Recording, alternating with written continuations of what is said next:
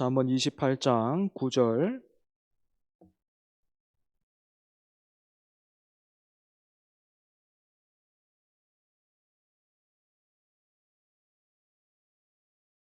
한 절 우리 함께 읽습니다.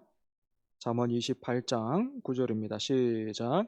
사람이 귀를 돌려 율법을 듣지 아니하면 그의 기도도 가증하니라. 우리 다시 한번 읽어볼까요? 시작. 사람이 귀를 돌려 율법을 듣지 아니하면 그의 기도도 가증하니라. 아멘. 생활의 달인이라는 그런 프로그램을 여러분들 알고 계시지요, 그죠? 아마도 뭐 한 번쯤은 보셨을 것 같은데, 세상에서 주목을 받지 못하는 자리에 있지만 고단한 현실을 외면하지 않고 하루하루를 쌓아 올리며 살고 있는 그런 분들이 달인이라는 이름으로 등장합니다. 그래서 이 프로그램에는 정말 별의별 재주를 가진 분들이 다 나오고 있죠, 그죠? 어떤 분들은 다른 사람들보다 뭐 박스를 만드는 일이나 또 포장하는 일들 참 기가 막히게 빠르게 하는 그런 분들도 있고, 또 어떤 분은 높은 사다리에서 내려오지 않아도 이쪽에서 저쪽으로 이동하는 그런 모습을 보여주기도 하고, 또 어떤 분들은 타이어를 던지면 원하는 방향으로 그렇게 정확하게 굴러가기도 하는 그런 재주, 그런 모습 우리가 볼 수 있습니다. 이처럼 모두가 다 그런 것은 아니겠지만 세상의 일은 오랫동안, 오랜 시간 계속하게 되면 숙달되고 마침내는 달인의 경지에 오를 수 있지요. 하지만 참 희한하게도 우리의 신앙생활에는 그렇지가 않습니다. 어려운 말로 은혜의 방편 이렇게 부르기도 하는데, 하나님께서 주시는 은혜를 우리 편에서 받아 누릴 수 있는 그런 길이 있습니다. 무엇입니까? 대표적으로는 말씀과 기도와 성례가 바로 그렇죠, 그지? 그래서 여러분, 혹시 이제까지 신앙생활을 해 오시면서 말씀의 달인, 기도의 달인, 여러분 한번 만나보셨습니까? 어, 주로 뭐 이렇게 자처하시는 분들 왠지 만나면 도망가고 싶고 무섭고 그렇죠, 그죠? 예. 제가 참 존경하고, 야, 저 목사님처럼 내가 말씀을 전할 수만 있다면 참 영광스럽고 소원이 없겠다 그런 싶은 그런 분이 계신데, 그 목사님께서 얼마 전에 강단에서 이렇게 말씀하시는 것 제가 들었습니다. 제가 목회를 30년 이상 해왔습니다. 세상에서는 한 가지 일을 30년 정도 하게 되면 베테랑이 되어서 눈을 감고도 척척할 수 있게 되는데, 하나님의 말씀을 전하는 설교는 그렇지가 않고 항상 할 때마다 어렵습니다. 여러분, 목사가 설교하는 일만 그렇겠습니까? 기도도 마찬가지라고 생각을 합니다. 저는 올해 2월 들어오면서 하나님께서 기도에 대한 거룩한 부담감을 주시고 계신다라는 것을 느끼고 있습니다. 새벽마다 기도의 자리에 앉아 있으면 하나님은 지속적으로 기도가 부족한 것 같으니까 더욱 기도하라, 간절히 뜨겁게 기도하라라는 그런 마음을 주시고 계시는데, 처음에는 이런 마음이 제 개인을 향한 하나님의 도전이고 그리고 또 이끄심이라고만 생각을 했습니다. 하지만 시간이 지나도 이런 마음이 좀처럼 식어지지 않는 그런 것을 제가 느끼면서, 어쩌면 하나님께서 나를 통해서 우리 교회가 더욱더 기도하기를 원하고 계실 수도 있겠다라는 생각하게 됐습니다. 그래서 오늘부터 제가 담당하는 수요 예배에서는 기도를 주제로 해서 함께 말씀을 나누려고 해요. 성경이 가르치는 기도를 배우기 위해서 먼저 4주간은 하나님께서 듣지 아니하시는 기도가 무엇인가 하는 것에 대해서 우리가 함께 살펴보고, 그 다음에는 주기도문을 통해서 우리의 기도의 뼈대를 한번 세워 나가도록 하겠습니다. 참고로 오늘부터 제가 이렇게 진행하게 되는 설교는 몇 권의 책을 인용하고 또한 정리한 그런 내용이 될 텐데, 제가 책을 아예 들고 왔습니다. 참고 또는 인용하는 책은 김홍전 목사님이라고, 제가 청년 때에 처음 이분 책을 읽으면서 신앙의 눈을 한번 이렇게 탁 떴다 하는 그런 경험을 한 적이 있는데, 김홍전 목사님이 쓰신 듣지 아니하시는 기도, 그리고 또 이 주기도문 강해, 그리고 또 코르넬리스 프롱크 목사님이 쓰신 하이델베르크 교리문답으로 보는 주기도문, 그리고 또 김용국 목사님이 쓰신 책인데요, 한국 교회가 잃어버린 주기도문, 이 책을 제가 참고하고 있음을 밝힙니다. 먼저 오늘부터 4주간 살필 내용은 김홍전 목사님께서 쓰신 듣지 아니하시는 기도라는 책을 정리한 것입니다. 앞서 말씀드린 대로 우리 신앙생활에서 은혜의 방편, 즉 은혜를 받는 길은 말씀과 기도와 성례가 있습니다. 물론 이 외에도 찬송과 예배와 또 헌신, 여러 가지 그런 길이 있겠지만, 이 중에서도 기도는 많은 믿음의 선배들이 우리 영혼의 호흡이다, 그렇게 부를 정도로 굉장히 중요하고 필수적인 그런 수단이라고 할 수 있겠죠, 그죠? 그런데 여러분, 사실 우리 모두는 성경이 가르치는 기도를 배우고 익히기 이전에 이미 기도에 대해서 알고 있어요. 기도에 대해서 익숙합니다. 그러니까 성경이 말하는 기도가 우리 안에 자리를 잡고, 또 성경이 가르치는 대로 우리가 훈련을 받기 전에 이미 우리는 성경과는 다르지만 비슷해 보이는 기도에 대한 이미지와 관념이 자리 잡고 있는 것이지요. 때문에 우리는 은혜의 방편으로서의 기도에 대해서 깊이 생각해야만 합니다. 그렇게 하지 않으면 우리의 기도는 부지불식간에 그저 남을 모방하는 데 그치거나 여러 가지 잘못된 신념과 생각이 뒤범벅되기 쉽기 때문입니다. 그렇다면 우리가 제일 먼저 주의해야 할 것이 있다면 무엇이겠습니까? 기도가 중요한 은혜의 방편 중에 하나라는 것은 누구도 부인할 수 없는 사실이겠지만, 그렇다고 해서 기도가 하나님의 말씀과 같이 독특하고 유일한 은혜의 방편은 아니다라는 것입니다. 다시 말해, 하나님의 말씀이 일해야 할 자리를 기도가 대신할 수 없다라는 것이지. 하나님의 말씀을 열심히 배우고 익혀서 그 뜻을 깨닫는 일을 기도로 대신할 수 없고, 오히려 기도가 말씀을 배우고 깨닫는 일을 돕고 보조하기 위해 있다라는 것을 우리는 확실하게 해야 합니다. 여러분, 사람이 어떻게 구원을 받나요? 기도를 많이 하면 구원을 받습니까? 그렇지가 않죠, 그죠? 하나님의 말씀을 듣고 말씀을 믿어야 구원을 받습니다. 그러니 우리는 하나님의 말씀을 버리고 내 개인의 열심과 진심과 정성을 다해 기도했다라는 그런 이유로 나는 할 도리를 다 했는데 하나님은 왜 응답해 주시지 않는가 하지 말아야 되겠지요. 또한 사랑하는 여러분, 많은 사람들이 내가 기도한 그대로 되지 않으면 하나님이 응답하지 않으셨다 하면서 낙심해요. 하지만 여러분, 그 또한 그렇지 않습니다. 세상이 말하는 기도는 간절히 열심히 진심과 정성을 다해서 그렇게 빌어서 내가 원하는 것을 받아내는 그런 수단이라면, 성경이 가르치는 기도는 하나님과의 교통이 제일 중요하기 때문입니다. 그래서 성경이 가르치는 기도에 많이 훈련이 되고 익숙해지면 여러분 어떻겠습니까?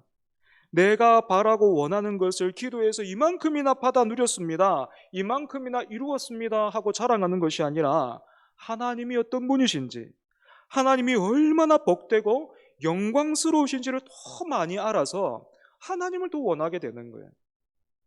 하나님을 더 기뻐하게 되는 거예요. 사랑하는 여러분, 하나님은 우리가 구하는 모든 것에 그래, 예스, 이렇게 응답해 주시지 않으십니다. 하나님이 우리의 기도에 어떻게 응답하시는가를 몇 가지로 한번 우리가 정리해 본다면, 첫 번째로, 때때로 하나님은 우리의 기도에 금방 응답해 주시기도 해요. 예를 들어보면 갈멜산에서 엘리야가 바알과 아세라 선지자들과 그렇게 대결을 펼쳤을 때 엘리야의 그 기도가 끝나자마자 어떻게 합니까? 하늘에서 불이 내려와서 그 제단을 다 제단에 있는 제물과 그 고랑에 부었던 그 물을 고랑까지 싹 다 핥았지 않습니까? 그지? 두 번째로 금방 대답해 주지 않으시고 시간을 오래 지나서 그렇게 대답해 주시는 경우가 또 있어요. 역시 성경에서 예를 한번 들어본다면 나사로가 병에 걸려서 위독했을 때에 누이 마르다와 또 마리아가 예수님께 사람을 보냈어요. 물론 그 보낸 사람이 그 마리아와 마르다가 예수님께로 보낸 사람이 예수님께 닿기도 전에 아마도 나사로가 죽었던 것 같은데 예수님은 나사로가 위독하다라는 소식을 듣고서도 어떻게 하십니까? 고의로 이틀을 더 지체하시죠. 그죠? 그리고 그래서 언제 가십니까? 나사로가 죽은 지 나흘이 지나서 나흘째가 되는 날. 그러니까 나사로가 확실히 죽고 난 뒤에 오셨습니다.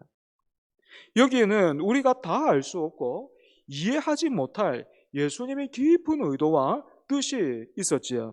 그래서 결과적으로 이 일을 통해서 죽었다가 살아난 나사로뿐만 아니라 마르다와 마리아 그리고 예수님의 제자들도 예수님에 대해서 이전과는 다르게 믿게 되었습니다. 뿐만 아니라 하나님께서 우리의 기도를 오랜 시간 끌고 가게 하시는 데에는 우리가 구하고 있는 바로 그것을 받아 누릴 수 있는 사람이 되도록 우리를 만들어 가고자 하는 그런 이유도 있습니다.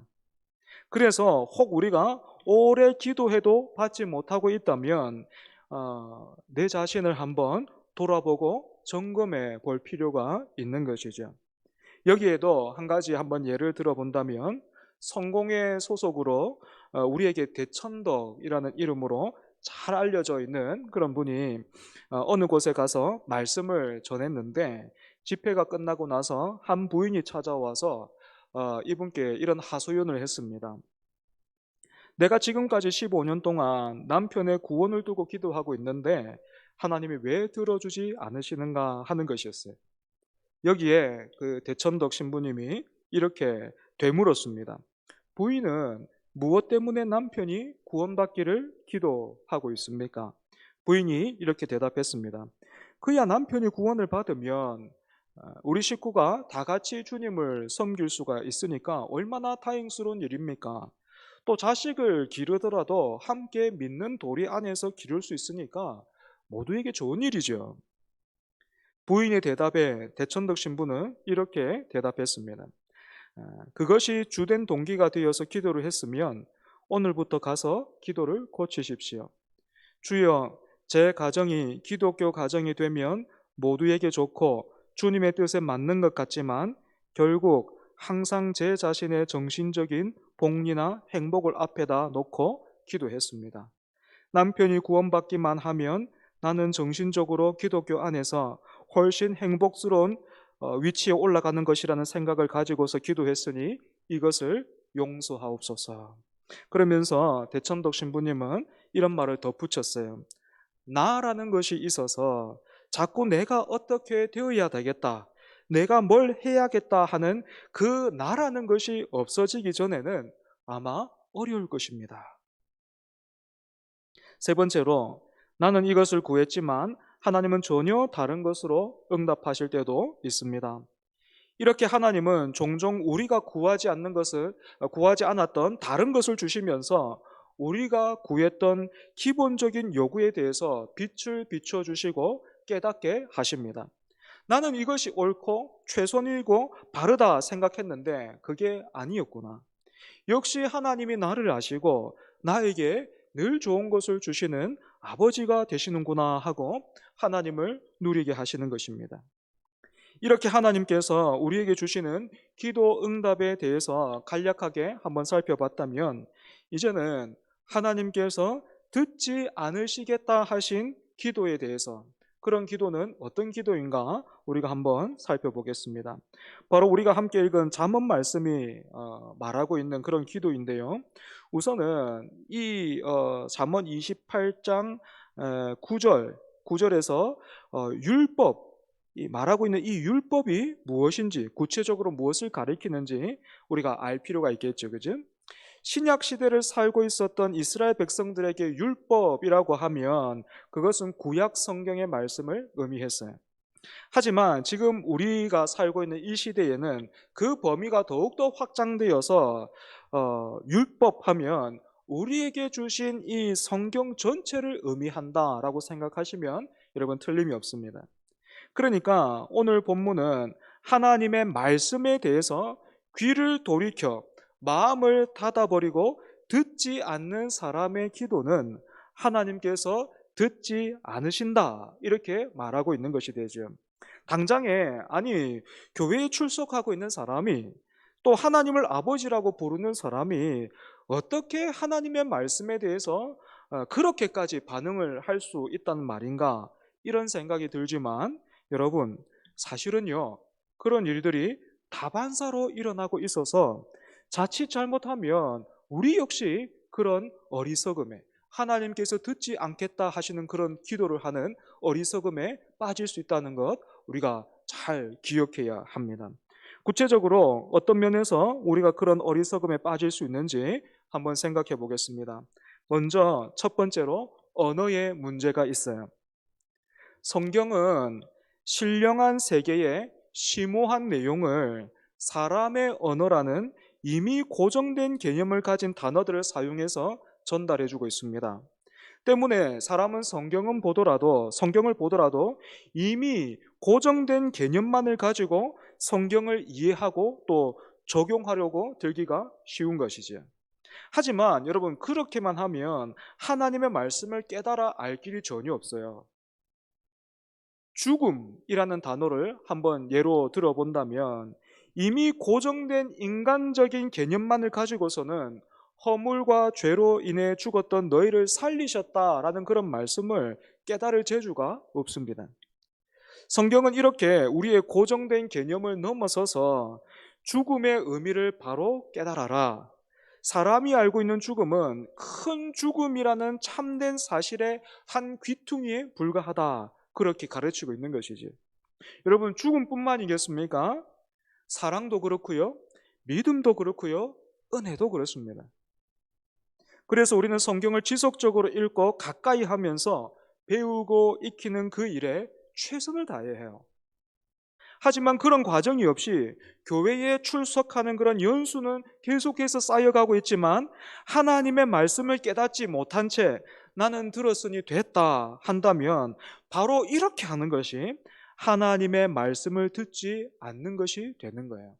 하나님의 말씀에서 귀를 돌이켜서 마음을 닫아버리고 말씀을 듣지 않는 태도가 바로 그런 거라는 것이지. 두 번째로 사상상의 문제가 있습니다.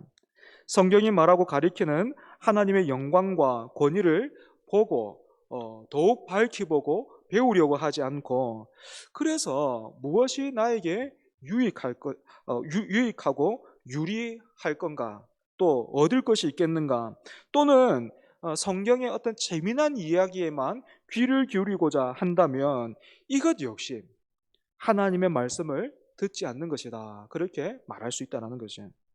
세 번째로 순종하는 태도 없이 하나님의 말씀을 듣는 것입니다.